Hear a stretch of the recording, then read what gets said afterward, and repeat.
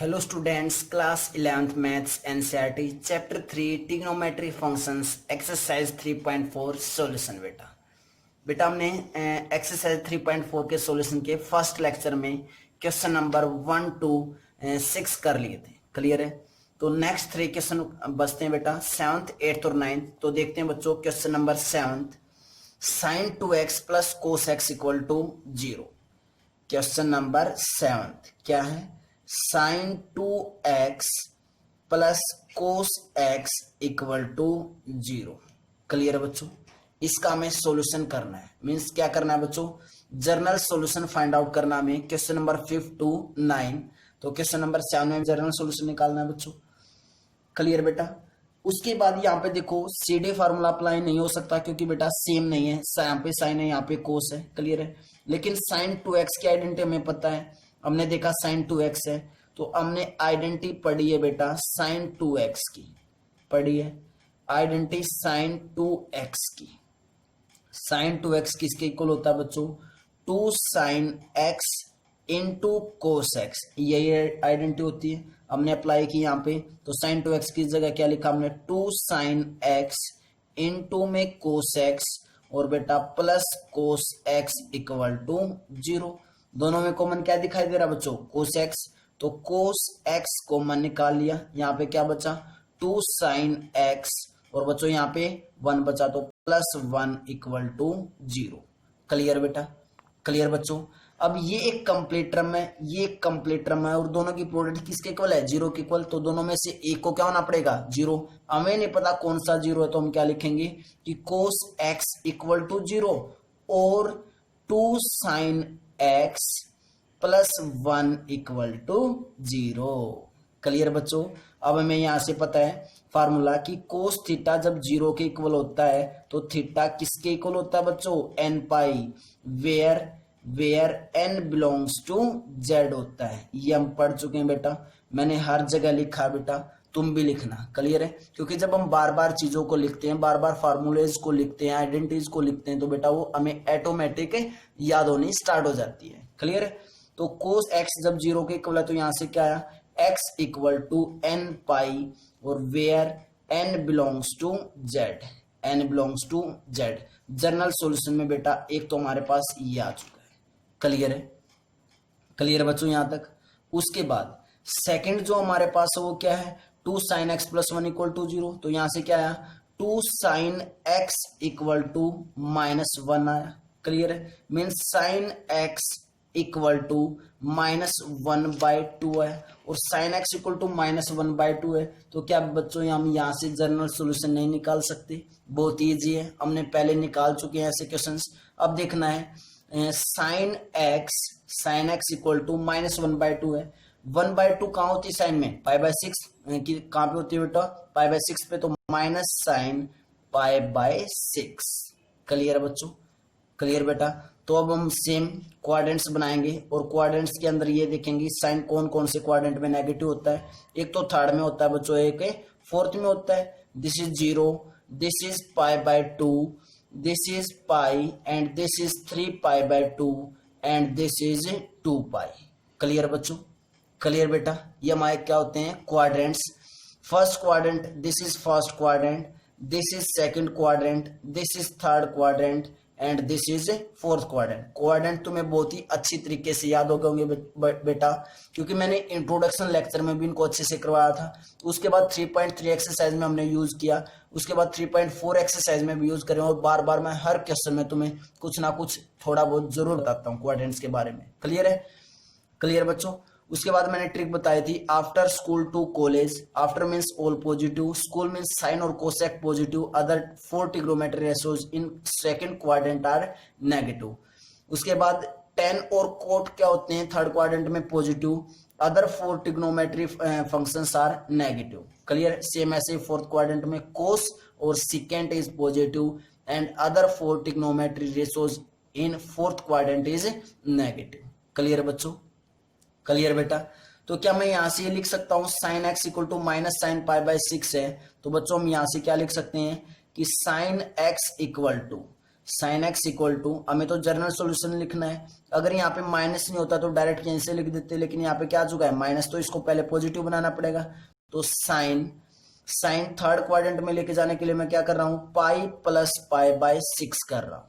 Clear है बेटा, जब sign pi plus pi by 6 को सोल्व करेंगे तो वापस माइनस साइन पाई बाय 6 ही आएगा। कैसे, पाई प्लस पाई बाय 6 है, कौन से क्वाड्रेंट में गए, थर्ड क्वाड्रेंट में। थर्ड क्वाड्रेंट में साइन क्या होता है, नेगेटिव, तो क्या आ गया माइनस साइन। उसके बाद हमने एंगल चेक किया, कितना है, पाई है, और पाई पे trigonometry functions are not change, तो साइन का क्या रहा, साइन। थीटा की जगह क्या यूज हो रखा है, पाई बाय 6, तो कितना है बेटा, पाई बाय 6 आया। क्लियर है बच्चों, तो हमारे पास क्या है, sine x equal to sine pi plus pi by 6 means कितना आया, sine pi plus pi by 6 करेंगे तो 6 LCM 6 pi plus pi 7 pi by 6 आया। क्लियर बच्चों, क्लियर बेटा, कितना आया 7 पाई बाय 6 मीन्स एक्स की वैल्यू यहां से क्या आई, 7 पाई बाय 6 आई। क्लियर बच्चों, एक्स की वैल्यू कितनी आया, अगर हमें प्रिंसिपल सॉल्यूशन निकालना होता बेटा तो एक्स की वैल्यू एक क्या आ जाती है हमारे पास से 7 पाई बाय 6 आ जाती। लेकिन हमें क्या निकालना है, जर्नल सॉल्यूशन, और जर्नल सॉल्यूशन निकालना तो पहले हमें क्या बताना चाहिए कि साइन एक्स जब साइन वाई के इक्वल है तो यहां से एक्स किसके इक्वल होता है, ये मैंने तुम्हें बेटा थ्योरम्स के अंदर बहुत ही अच्छे तरीके से करवा चुका हूं। किसके इक्वल होता है बेटा, 2n प्लस n पाई, क्योंकि हम जनरल सॉल्यूशन लिख रहे हैं ना, तो n पाई प्लस -1 की पावर n इंटू वाई, और बेटा n बिलोंग्स टू क्या था, z था। क्लियर है, क्लियर बच्चों। सेम यहां से अगर जनरल सॉल्यूशन लिखेंगे, यहाँ पे sine x equal to sine y है, ये हमारे पास थ्योरम थी बेटा। तो साइन एक्स अगर साइन 7 पाई बाय 6 के इक्वल है तो एक्स यहां से किसके इक्वल होगा, n पाई प्लस -1 की power n into y, y की जगह क्या है 7 पाई बाय 6, तो कितना आया 7 पाई बाय 6 आया, और n belongs to z। This is our general solution of question number 7। This and this general solution, both are general solution, और बीच में क्या चलता रहेगा बेटा, यहाँ पे और चलता रहेगा। क्लियर है, क्या लगाना दोनों जर्नल सॉल्यूशंस के बीच में, और लगाना है।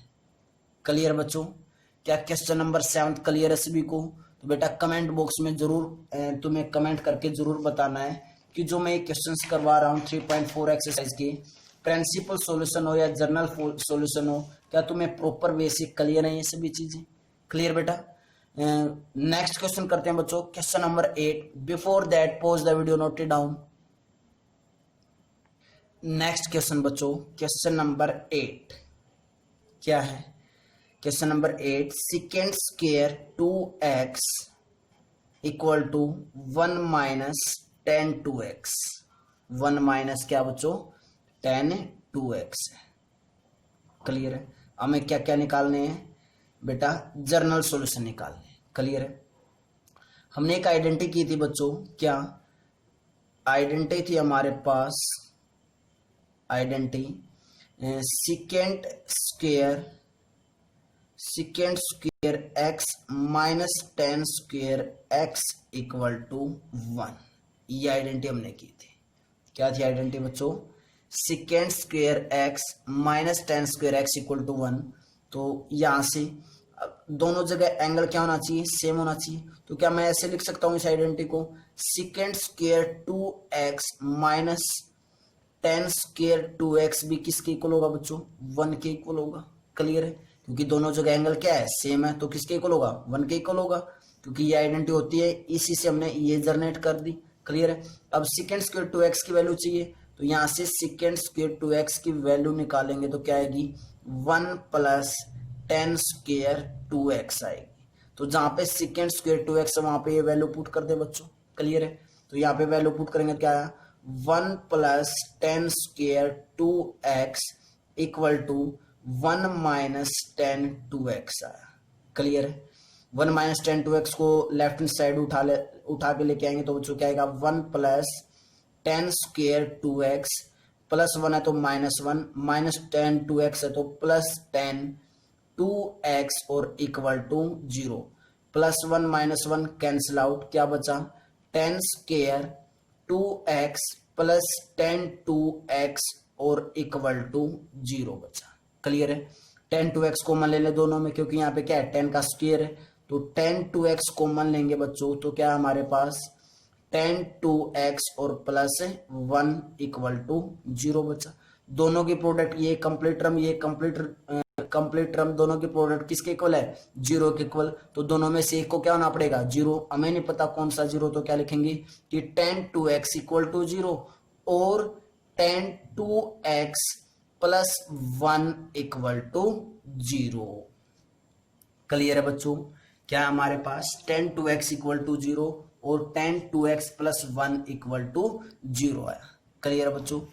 अब अगर 10 2x 0 की इक्वल है, तो यहां से 10 2x की वैल्यू क्या हो जाएगी, क्या हो जाएगी बच्चों 10 2x अगर 0 के इक्वल है तो 2x इक्वल होता है बच्चों n पाई की इक्वल, और n बिलोंग्स टू z होता है, तो x की वैल्यू क्या आ गई यहां से n पाई बाय 2 आ गई और n belongs to z।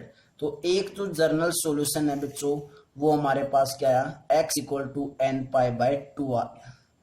Clear है, क्लियर बेटा एक जनरल सॉल्यूशन।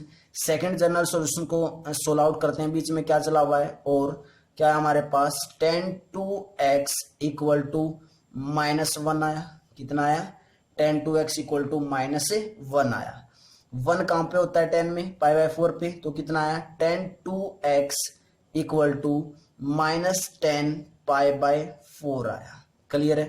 अब 10 कौन कौन से क्वाड्रेंट में नेगेटिव होता है, चेक करो बच्चों क्वाड्रेंट्स में।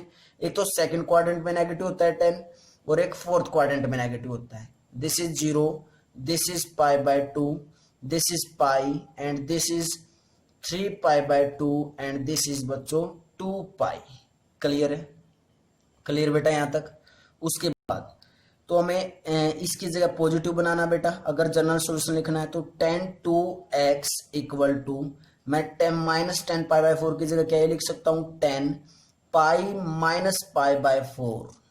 पाई में से कुछ ना कुछ माइनस करेंगे तो सेकंड क्वाड्रेंट में, और सेकंड क्वाड्रेंट में 10 क्या होता है नेगेटिव, तो क्या बच्चों माइनस साइन। पाई इसलिए लिया मैंने क्योंकि पाई पे बेटा trigonometry functions are not change, तो 10 का क्या रहा है 10 और थीटा की जगह क्या है पाई बाय 4, तो क्या आ गया वापिस से पाई बाय 4 आ गया। क्लियर है बच्चों। देन उसके बाद आगे सोल्व आउट करेंगे 10 2x इक्वल टू 10 एलसीएम 4 लिया, 4 into pies 4 pi minus pies 3 pi bye 4 आया। कितना आया 3 पाई बाय 4। बोथ साइड दोनों से अगर वो करेंगे कैंसिल आउट करेंगे बच्चों, कैंसिल आउट करेंगे तो हमारे पास आंसर आया बच्चों, कितना आया आंसर 10 इनवर्स से 10 इनवर्स कैंसिल आउट किया तो कितना आया 2x equal to 3 pi bye 4 आया। और बेटा x की वैल्यू यहां से क्या आई x equal to 3 pi by 8 आई। अगर हमें प्रिंसिपल सॉल्यूशन निकालना होता तो एक वैल्यू क्या आ जाती है हमारे पास है 3 पाई बाय 8 आ जाती, लेकिन हमें क्या निकालना है जर्नल सॉल्यूशन निकालना बच्चों। क्या निकालना है जर्नल सॉल्यूशन, तो जर्नल सॉल्यूशन यहां से निकलेगा बच्चों, जर्नल सॉल्यूशन यहां से निकलेगा। क्लियर है। तो स्टार्टिंग में हम देख लेते हैं कि 10x को कैसे लिखते हैं। जो 10x अगर किसके इक्वल है 10y के इक्वल है, तो वहां से जर्नल सॉल्यूशन हमारा क्या आता है मीन्स x किसके इक्वल होता है वो चेक कर लेते हैं एक बार। क्या बच्चों हमारा general solution x equal to n pi plus y और बेटा n बिलोंग्स टू z। तो जब यहां से अगर जर्नल सॉल्यूशन लिखना बच्चों हमने, तो हमारे पास क्या आएगा, क्या आएगा बच्चों 2x इक्वल टू, क्योंकि यहाँ पे x होता है यहाँ पे 2x है तो 2x है, n pi plus y is 3 pi bye 4 means कितना आया 3 पाई बाय 4 आया, और n बिलोंग्स टू z। यहाँ पे भी छोड़ सकते हो बच्चों। क्लियर है। लेकिन यहाँ पे हम जर्नली किसकी वैल्यू निकालते हैं x की, तो x की वैल्यू निकालोगे तो क्या आएगा n पाई बाय 2 और प्लस 3 पाई बाय 8, क्योंकि ये 2 कहाँ आएगा डिवाइड में आएगा तो दोनों को डिवाइड करेगा, तो n pi by 2 plus 3 pi bye 4 था तो 2 से मल्टीप्लाई 3 पाई बाय 8 और n बिलोंग्स टू z। एक जर्नल सॉल्यूशन बच्चों हमारे पास ये आया। क्लियर है बेटा। आई थिंक तुम्हें ये क्वेश्चंस अच्छे से समझ में जरूर आ रहे होंगे बेटा, इतने मुश्किल क्वेश्चन नहीं है।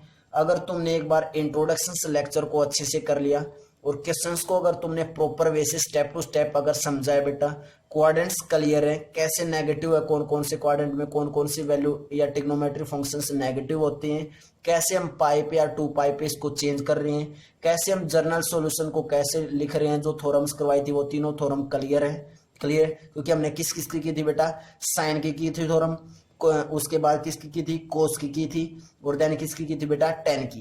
क्लियर है, जो साइन का रिवर्स होता है वो कोसेक, तो कोसेक में भी वही थ्योरम यूज होगी।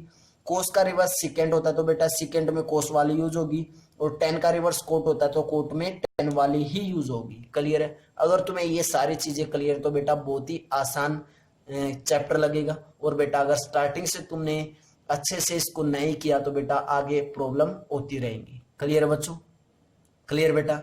अगर इंट्रोडक्शन किसी बच्चे ने, मैं इतना बोल सकता हूं, अगर किसी बच्चे ने इंट्रोडक्शन अच्छे से किया है ना बिल्कुल स्टार्टिंग से, तो उस बच्चे को तो बहुत ही मजा आ रहा होगा ये चैप्टर करते हुए। क्लियर है, और जिस बच्चे ने स्टार्टिंग से इंट्रोडक्शन लेक्चर को अच्छे से या प्रिपेयर अच्छे से नहीं किया, आइडेंटिटीज को याद नहीं किया, उस बच्चे के लिए चैप्टर अब मुश्किल, बहुत ही मुश्किल बन गया होगा।